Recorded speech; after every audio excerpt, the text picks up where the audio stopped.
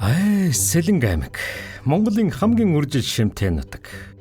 Энд номын ногоон толгод уудам тал хөндийтэй учран золгож, орхон сэлэнг хараагул ариун дагшин нутгаар урснаа.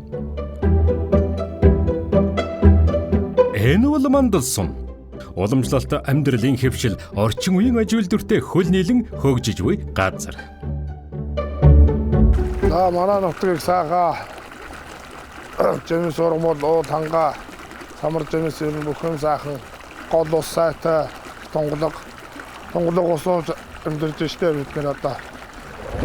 Энэ бол Вайомиления, байгалийн эрдэс тусны үйлдвэр. Сэлэнг аймгийн мандал сумаас хонин нүг явах замд 20 км-ийн зайд усны их усүр дээрээ шууд баригдсан байгууламж. Байгалийн эрдэс тус гэхээр за энийг мэргэжлийн хүн тайлбарлана. Гадны ямар нэгэн нөлөөлөлд автагдаагүй байгалийн химийн найралгаа бүрэн хэмжээгээр хадгалж чадж байгаа. Онгон дагшин байгальд газар доорх гүний усыг байгалийн эрдэс тус гэж үздэг. Ер нь бол манай гидрогеологч уул ус эдэр судалдаг хөө.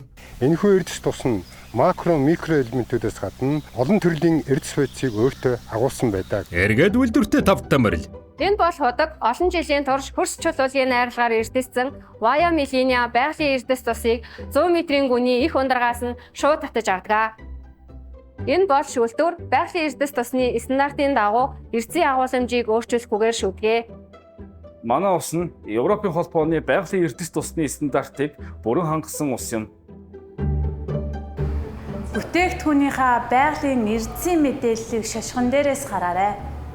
Байгаль ихээс заяасан энэхүү сайхан чандман эрдэндээ бид туйлын хүндэтгэлтэй ханддаг. Шашиг дээрээ зөвхөн ингээл шашиг гэж хандаагүй.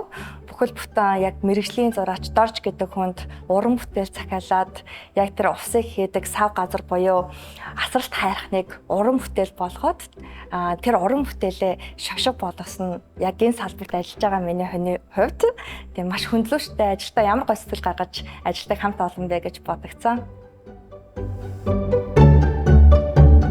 700 олохот орчиндоо.